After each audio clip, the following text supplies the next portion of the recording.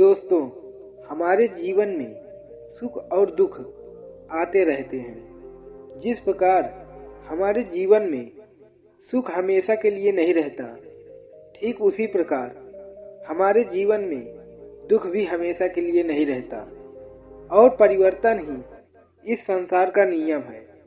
ठीक इसी प्रकार जो हमारे पास आज है वो हमारे पास कल नहीं रहेगा और जो किसी और के पास है वो भी उसके पास हमेशा के लिए नहीं रहेगा।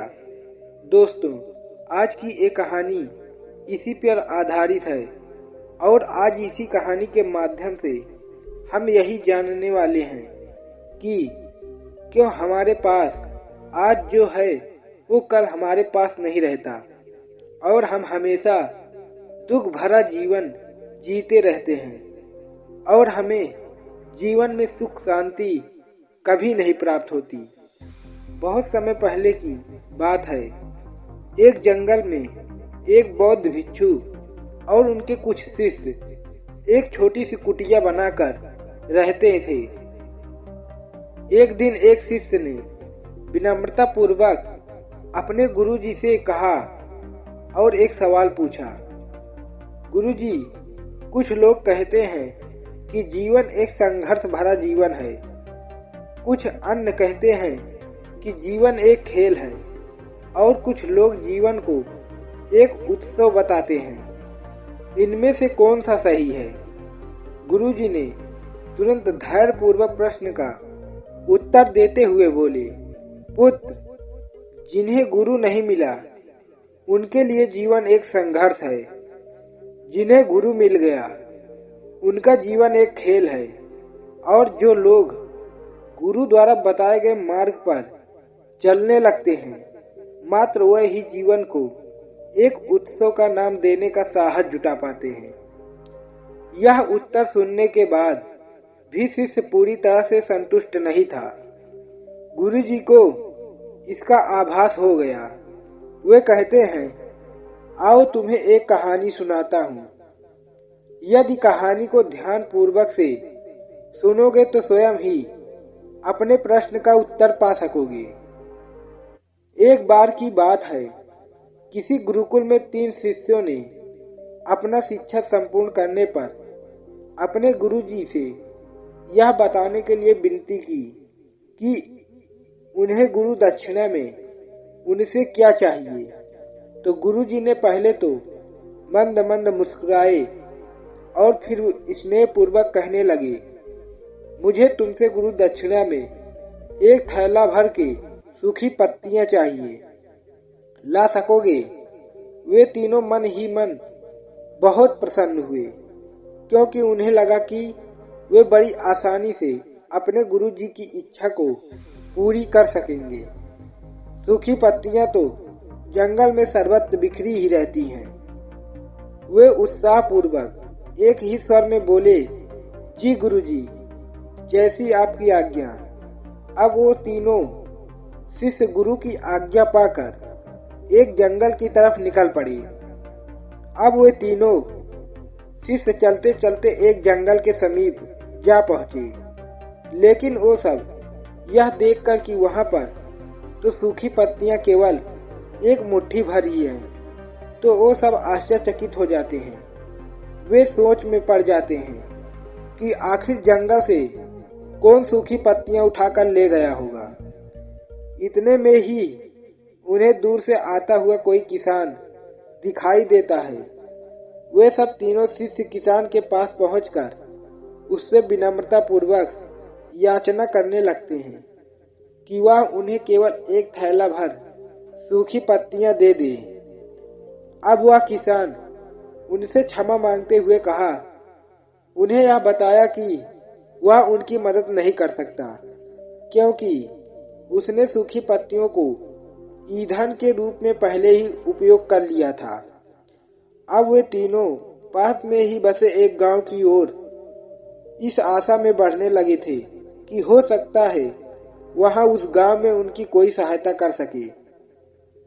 वहां पहुंचकर उन्होंने जब एक व्यापारी को देखा तो बड़ी उम्मीद से उससे एक थैला भर सूखी पत्तियां देने के लिए प्रार्थना किया। लेकिन उन्हें फिर से एक बार निराशा ही मिली, क्योंकि उस व्यापारी ने तो पहले ही कुछ पैसे कमाने के लिए सूखी पत्तियों के दोने बनाकर बेच दिए थे। लेकिन उस व्यापारी ने उदारता दिखाते हुए उन्हें एक बूढ़ी माँ का पता बताया, जो सूखी पत्तियां एकत्रित किया करती थी। पर भाग्य ने यहाँ पर भी उनका साथ नहीं दिया, क्योंकि वह बूढ़ी माँ भी उन पत्तियों को अलग अलग करके कई प्रकार की औषधियाँ बनाया करती थी। अब निराश होकर वे तीनों खाली हाथ ही गुरुकुल लौट गए। गुरुजी ने देखते ही स्नेहपूर्वक पूछा, पुत्रों, ले आए गुरु दक्षिणा?